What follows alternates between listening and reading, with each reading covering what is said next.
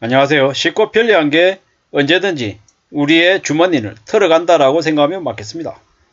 모바일 쇼핑이 되게 대세잖아요. 모바일 쇼핑으로 온라인 매출이 크게 늘었죠.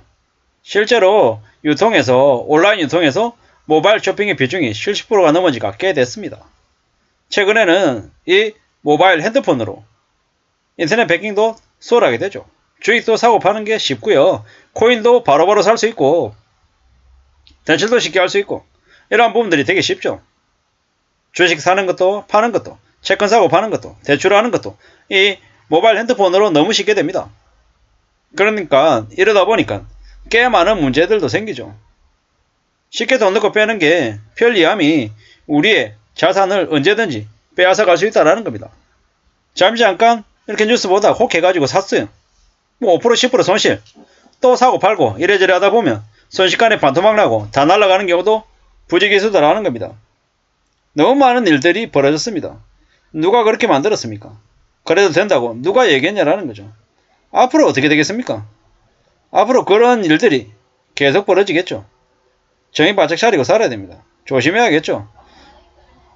신중하게 움직여야 됩니다. 뭔가를 하는데 바로바로 결정하는 것보다는 좀 더 생각하고 두 번, 세 번 미루고 해야 됩니다. 이 물건이 나한테 꼭 필요한 거냐? 라고 생각하고 생각이 들어도 며칠 있다가 다시 생각해보고 결정하는 게 좋겠다라는 겁니다. 왜냐? 시간이 좀 지난 다음에 마음이 바뀔 수도 있고 또 상황이 달라질 수도 있기 때문이다 라는 거죠. 최근에 이제 SVB 파산이 있었죠. 하루 만에 55조가 인출이 됐답니다. 그 때문에 난리가 났죠. 앞으로 이와 유사한 일들이 한국에서도 벌어질 수 있다라고 보면 맞겠습니다. 스마트폰으로 입출금할 수 있는 모바일 뱅킹이 미국 실리콘밸리 은행의 뱅크런 예금 대량 인출 사태를 만들었죠. 그러한 일들이 앞으로 한국에서도 충분히 일어날 수 있다라고 이야기하는 겁니다. 국내에서도 인터넷 모바일 뱅킹 사용자가 늘수록 갑작스런 예금 인출이 생기면 한국도 그와 유사한 일을 겪을 수 있다라는 겁니다. 이러한 일들이 언제든지 벌어질 수 있음을 이번 미국 실리콘밸리 은행이 우리에게 알려줬죠. 뱅크런이 언제든지 트일 수 있다라는 겁니다. 이제 계속 말씀드렸잖아요. 새마을금고나 저축은행 같은 곳에서는 언제든지 이러한 뱅크런이 트일 수 있다. 그 때문에 갑자기 상황이 안 좋아지면은 내 돈이 묶일 수 있다라는 겁니다. 예금자 보호가 돼서 돈을 돌려받을 수 있다. 맞는 얘기일 수도 있고 틀린 얘기일 수도 있습니다. 맞는 얘기는 뭐다? 돈을 준다라는 게 맞는 얘기라는 거고 틀리다는 얘기는 언제 준다라는 게 확실하지 않기 때문에 사실상 보호가 안 된다라고 해석을 해도 무방하지 않냐라고 생각을 저는 하는 거죠. 내가 언제든지 필요할 때 받을 수 있다 라고 해야 안전한 거다라고 말씀드리는 겁니다. 지금 말고 나중에 줄게. 근데 그 나중에 언제인지 모른다 이러면 그동안에 가슴 무너지고 엉망되는 거죠. 앞으로 대한민국이라고 하는 나라에서 그러한 일들을 많이 겪게 될 것 같습니다. 뱅크런이 도처에서 터질 거다라고 보는 거죠. 저축은행 그럴 일 없다? 그렇게 얘기하는 놈들 자기가 이제 저축은행에 돈이 있으면 지가 책임지는 거죠. 누군가가 뜯어 말릴 수 있는 게 아니라는 거죠. 제가 강요할 수 있습니까? 아니면 혼낼 수 있습니까? 아니죠. 믿고 안 믿고는 누구 책임이다? 다 자기 자신의 책임이다. 지가 결정하고 지가 판단하는 거죠. 그렇게 살아가는 겁니다. 우리의 삶이 다 자기 결정이고 자기 판단인 거죠. 내 마음대로, 내 뜻대로, 내 생각대로 세상이 흘러가면 좋겠는데 흘러가지 않더라. 또한 내가 올바른 얘기, 정당한 얘기를 해도 그 얘기가 100% 전달이 안 될 수 있다. 내 얘기와 다르게 곡해가 될 수 있고 오해가 될 수 있고 원망이나 비방을 받을 수 있더라는 겁니다. 제가 100을 얘기하면 한 30은 오해나 아니면 비방의 목소리로 되돌아올 수도 있겠다라는 생각도 들더라고요.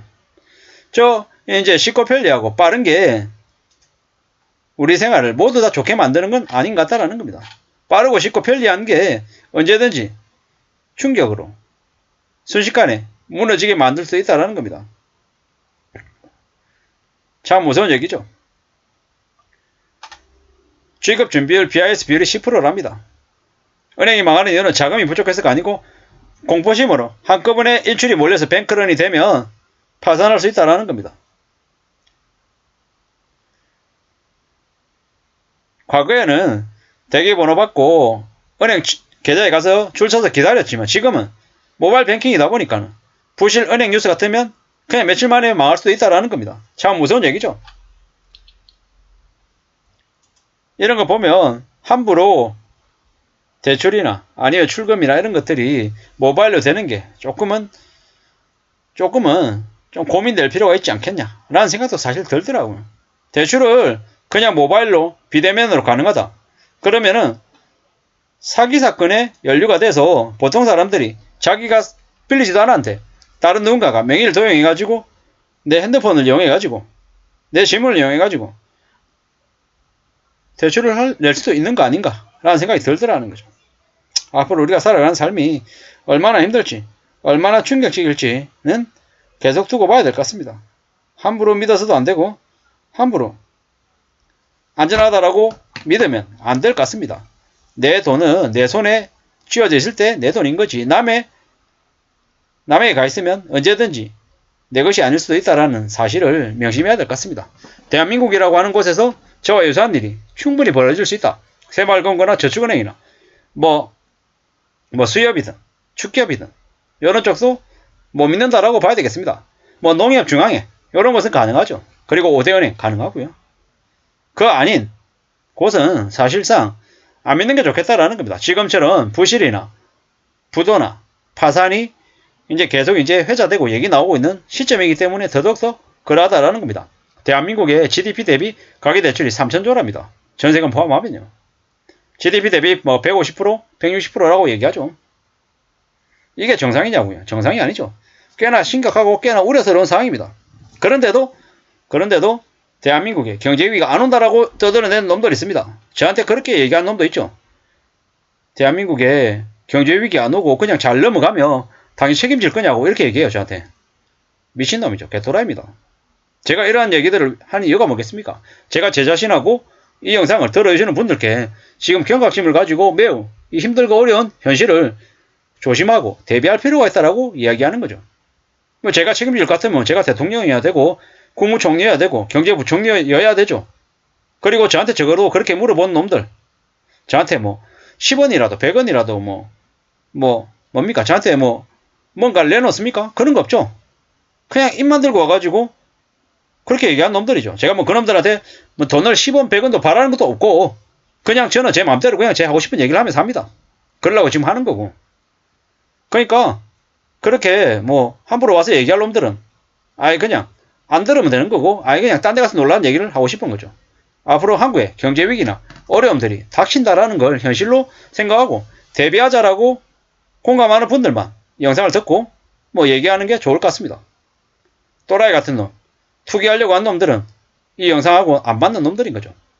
투기꾼들 자기 빨아주고 자기한테 돈 벌 수 있다라고 헛소리 삐죽삐죽 하는 놈들한테나 가서 강의료로 100만원, 500만원 갖다 상납하면서 그 놈들하고 놀란 얘기를 하고 싶은 거죠. 그러다가 같이 지옥에 가든지 말든지 너가 알아서 해라는 거죠.